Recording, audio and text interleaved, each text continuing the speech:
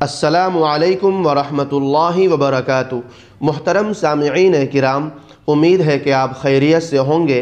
اللہ آپ کو ہمیشہ خوش رکھے۔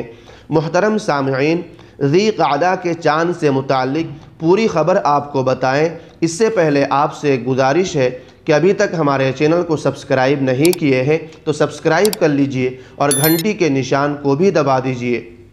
محترم ناظرین کرام، آپ کو بتا دیں کہ آج 28 اپریل 2025 بروز پیر بھارت کے مختلف علاقوں میں ذی قعدہ کا چاند دیکھنے کا اہتمام کیا گیا۔